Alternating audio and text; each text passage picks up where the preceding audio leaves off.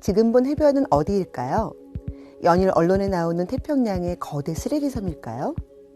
안타깝게도 지금 본 해변은 우리나라 남해의 평범한 어촌입니다. 이렇게 많은 플라스틱 쓰레기들이 다 어디서 온 걸까요? 처음에는 그저 코끼리 상아를 대처하기 위해 만든 플라스틱이었지만 이제 현대는 석기, 청동기, 철기를 거쳐 플라스틱 시대라고 불릴 만큼 플라스틱이 우리의 삶과 함께합니다. 문제는 우리 삶을 편리하고 풍성하게 해주는 이 플라스틱이 이제는 매년 3억 5천만 톤 이상 과생산되고 연간 약 480만 톤에서 1270만 톤이 바다로 흘러들어가 세계가 플라스틱 쓰레기와의 전쟁을 치르고 있다는 것입니다.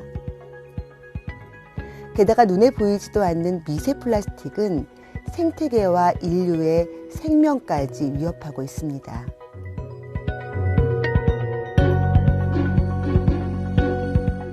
환경교육을 할 때 한 초등학생 팀이 십장생을 이긴 플라스틱을 동화로 만들어서 발표한 적이 있었는데요. 그 줄거리는 십장생들이 하나씩 등장해서 서로 오래 산다고 자랑을 하는데 마지막에 플라스틱이 나와서 나는 500년도 더 산다? 라고 해서 모두를 이기고 말았다는 이야기입니다. 아이들의 재치 있는 표현에 놀랍기도 했지만 한편 섬뜩했습니다. 플라스틱은 정말 불사조일까요? 플라스틱은 종류와 크기에 따라서 완전히 무기물로 분해되는데 100년 이상이 걸린다고 하는데 실제로는 그 중간에 표면이 풍화되고 잘게 쪼개져 미세 플라스틱을 계속 만들어내고 있습니다. 다시 말해 지난 50여 년간 바다로 유입된 플라스틱 쓰레기는 현재도 잔류하면서 자외선과 파도에 의해 잘게 부서져서 지속적으로 미세 플라스틱을 생산해내고 있습니다. 최근 영국에서 발행된 미세 해양 오염물 국제 목록 논문은 바다에 엄청난 양의 미세 플라스틱이 있다고 추정합니다. 특히 우리나라 바다는 미세 플라스틱이 심하게 오염된 것으로 확인되고 있습니다. 한국해양과학기술진흥원은 2017년 국내 양식장과 해역에서 굴, 담치, 게, 지렁이의 4종을 잡아 내장과 배설물을 분석한 결과 놀라운 양의 미세 플라스틱이 검출되었다고 보고했습니다. 전국 20개 모래 해변의 퇴적물 중 평균 미세 플라스틱 농도도 세계 상위에 속하는 오염 수준입니다. 플라스틱은 500년만 사는 게 아니라 미세 플라스틱으로 변해서 끝까지 살아남아 가히 불사조의 명성을 누릴 기세입니다.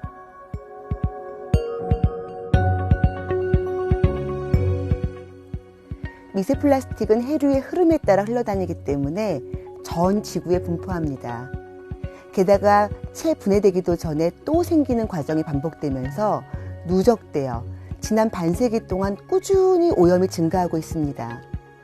그런데 이렇게 서서히 분해되는 것보다 사용 중에 마모로 인한 엄청난 양의 미세 플라스틱이 발생하는 것이 더 큰 문제입니다.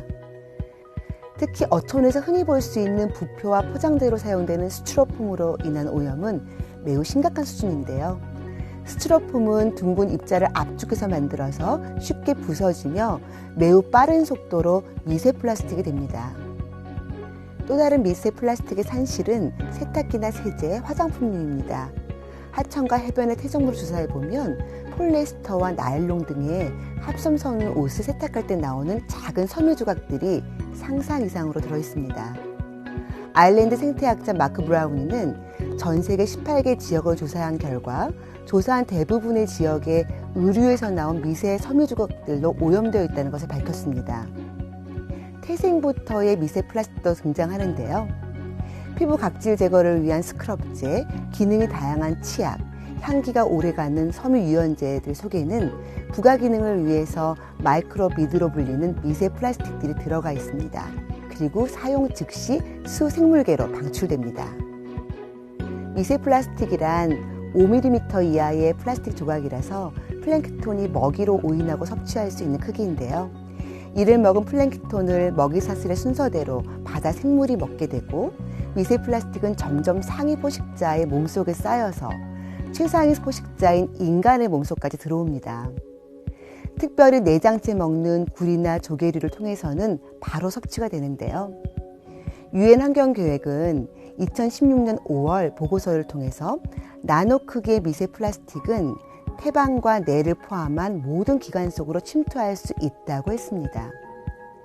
미세 플라스틱은 플라스틱을 만들 때 사용된 반응물질의 잔존물 또는 기능을 위해 첨가된 다양한 화학물질을 포함하고 있습니다. 대표적으로 내분비계 장애물질인 비스페놀 A, 프탈레이트, 브롬계 난연제 등이 있습니다. 아울러 플라스틱 기름 성분으로 인해 폴리어마페닐, DDT 등 환경 중에 다양한 유독성 물질들을 물보다 100만 배 정도 끌어모아 농축합니다. 미세 플라스틱 중에 이런 첨가 또는 흡수 오염물질은 다른 청정한 환경이나 생물체 몸 안에 들어가서 용출되면서 오염과 독성을 유발하게 됩니다. 그러면 미세 플라스틱을 먹은 수생물을 섭취하지 않으면 안심할까요? 그러나 안타깝게도 매일 반드시 먹어야 하는 소금과 마시는 물에서도 미세 플라스틱이 검출되고 있습니다. 물을 써서 씻고 조리한 음식, 하천수를 농업용수로 키운 작물 등에 모두 미세 플라스틱이 오염되어 있다고 해도 과언이 아닙니다.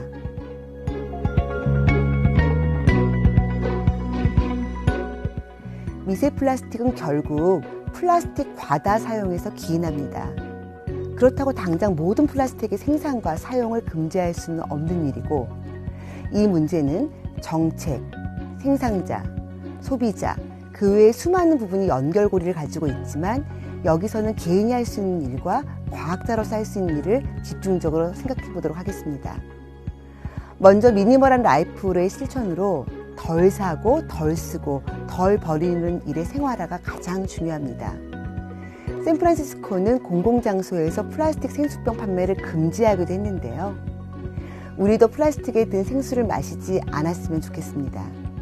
텀블러나 장바구니도 꼭 들고 다니는 지구인이 되시면 어떨까요? 일회용 플라스틱 사용도 줄여야겠죠.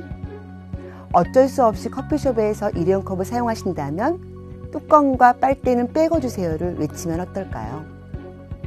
원심분리나 막분리, 미세 플라스틱을 분해하는 미생물 등 다양한 처리 기술에 대한 많은 연구가 진행되고 있고요. 일부는 실용화가 되고 있지만 이러한 사후 처리로는 그렇게 많은 양의 생산과 빠른 배출을 감당하기에는 역부족입니다. 그러나 희망적인 것은 과학자들은 쓰레기의 발생 원을 줄이는 것에도 기여할 수 있다는 것입니다. 예를 들어 우리나라 바다 쓰레기 중 가장 많은 비중을 차지하는 스티로폼의 경우 부표를 획기적으로 줄일 수 있는 새로운 양식 기술을 개발하거나 스티로폼 부표를 대신할 친환경적 부표와 포장자의 대체품을 개발한다면 좋겠습니다.